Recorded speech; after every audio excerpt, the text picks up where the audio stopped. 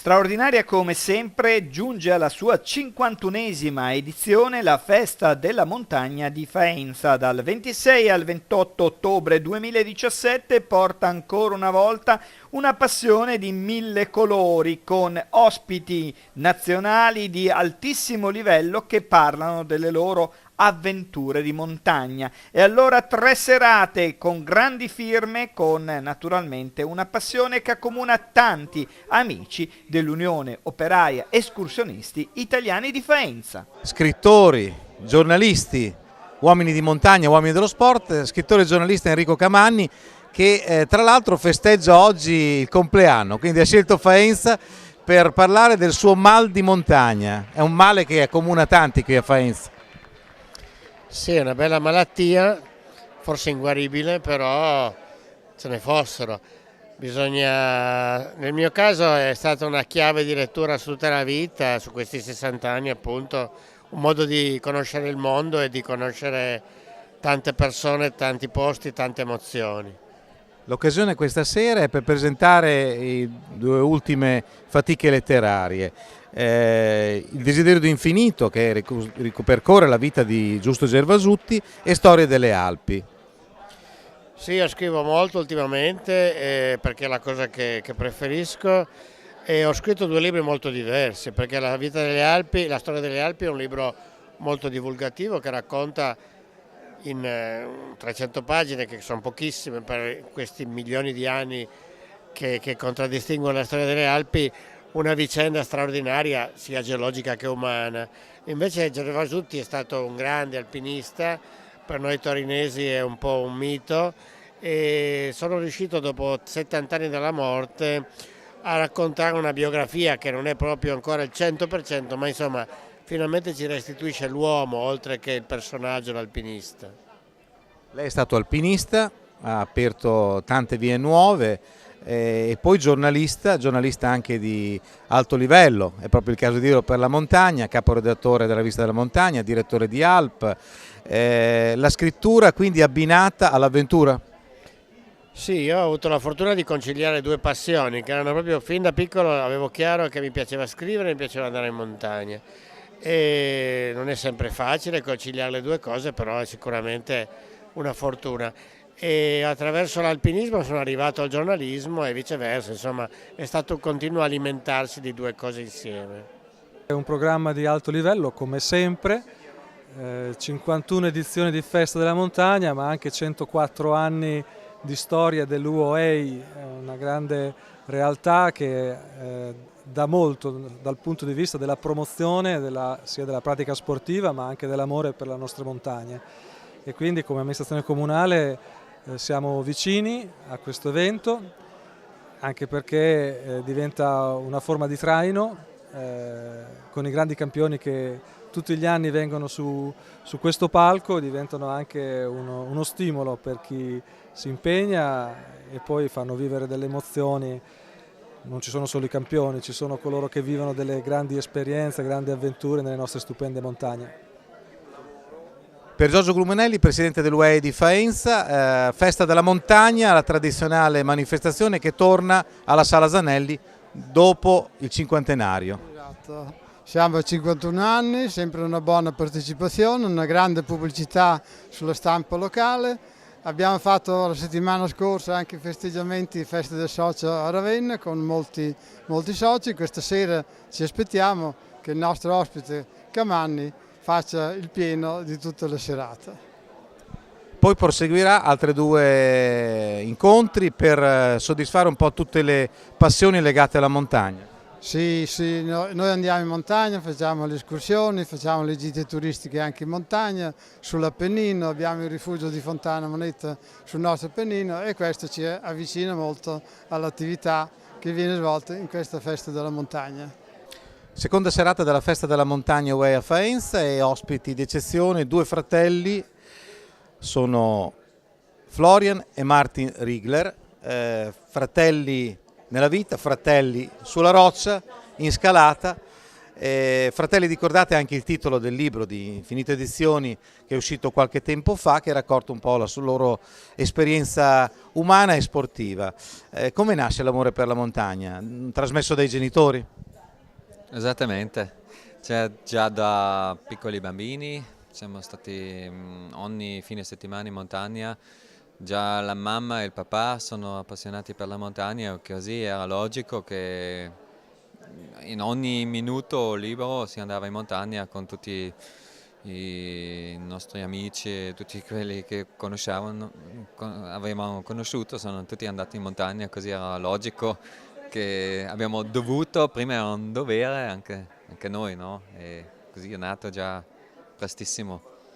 Avete cominciato dalle Dolomiti perché sono le montagne di casa, Bolzano. Sì, esatto, le Dolomiti sono un po' la nostra, come dire, il nostro playground, sì, il nostro giardino per giocare, così è anche rimasto, no? Siamo ben un po' girato anche per il mondo, siamo andati in Pakistan, in Canada, in altri posti, però alla fine le cose più belle o le nostre montagne sono e rimangono le Dolomiti. Sulle Alpi, sulle montagne del Sud Tirolo avete firmato un trittico, e così è stato scritto, sul Gran Zebrù e sull'Ortles. Questo trittico si è sviluppato in alcuni anni perché avete progettato la via di salita e così. Sì, l'idea è nata quando abbiamo fatto la parete nord del Gran Zebrù, lì abbiamo visto questa zona inviolata ancora e abbiamo pensato sarebbe bello fare una prima salita invernale lì sul Gran Zebrù. E così abbiamo fatto questa prima salita invernale, era un'avventura grandissima, facciamo anche vedere oggi sera. E così non è ancora nata l'idea della trilogia, però abbiamo visto il muro vicino, la parete vicina e abbiamo fatto una seconda via 5 anni più tardi, nel 2015. Poi abbiamo detto adesso manca ancora il più alto, l'Ortles, e così abbiamo fatto una via ancora all'Ortles, così in questi 5-6 anni abbiamo fatto 3 vie, 3 prime salite invernali su questa zona dell'Ortles che è la più bella zona che riguardano le montagne alte, il più interessante nell'Alto Adige con l'Ortles e soprattutto il Gran Zebrù che è la più bella montagna nevicata in Alto Adige. Ci spostiamo in Karakorum, come dicevi, il Caco Peak è stata questa via, questa montagna che è inviolata, che avete salito con la via Ramadan. Com'è nata questa idea di scalare appunto il Caco Peak, che è un nome che praticamente è stato dato in quell'occasione, no? Sì, Caco nella lingua del posto si chiama fratello grande fratello. Siccome io sono il grande fratello ero anche il capo spedizione, così abbiamo dato quel nome Caco. L'idea è nata nel 2008 che sì, siamo andati lì con Simone Moro e Hamas per provare un'altra montagna inviolata, però poi alla fine non siamo riusciti e abbiamo dovuto spostare su un altro lato della montagna. E così abbiamo provato quella e siamo riusciti, è stato un bel successo, direi, sì. Marika Favè, maestra di sci, e quindi in una serata in cui si parla di sci evidentemente al suo posto accanto a Stefano Gross, ma anche guida alpina, ed è uno dei personaggi, dei protagonisti del libro di Massimo Dorigoni, perché ha testimoniato la sua rinuncia alla vetta. Quando è stato? Rinuncia alla vetta ce ne sono sempre state, ce ne saranno ancora, credo. Il libro l'abbiamo scritto, io ho scritto la mia testimonianza assieme agli altri 20 alpinisti l'anno scorso, e il libro l'anno scorso, no, quest'estate precisamente, e adesso stiamo qui in giro a promuoverlo, sperando che la gente si interessi e lo acquisti perché è interessante. Marika Favè ha una caratteristica, è l'unica guida alpina del Trentino, una sfida agli uomini. No, assolutamente, lungi da questo, è meglio non mettersi in competizione con gli uomini. È, diciamo, un percorso post competizioni che ha riempito un po' il mio modo di essere un po' forse competitivo, non necessariamente competitivo con gli altri, ma proprio magari mettermi alla prova me stessa, perché comunque l'ambiente della montagna mi è sempre piaciuto, lo adoro e comunque è un campo di sfida anche per i miei limiti, per quello che mi piace fare. Montagne senza vette, il coraggio di sentirsi liberi, per la New Book Edizioni, è il volume scritto da Massimo Dorigoni, che va in montagna perché è socio accademico del gruppo italiano scrittori di montagna, anche istruttore di Nordic Walking. Da dove è nata l'idea di questo libro che ha anche una finalità? L'idea è nata dal pensiero di aiutare le persone che vanno in montagna a capire che anche la rinuncia è molto importante, non solo per l'alpinista ma per chi va poi a soccorrere chi è in difficoltà, no? Quindi senza un'adeguata preparazione, un adeguato abbigliamento e un'adeguata meta, meglio rimandare, anche se le condizioni del tempo non sono attendibili, meglio rimandare la prossima volta, tanto le montagne, no, rimangono sempre lì ad aspettarci. Un azzurro dello sci, uno specialista dello slalom speciale, campione dalla Val di Fassa, campione ladino. Stefano Gross è l'ospite d'onore della Festa della Montagna, dell'ultima serata dedicata alla sua valle, alla Valle di Fassa, e anche la presentazione dei mondiali che saranno nel 2019, mondiali junior.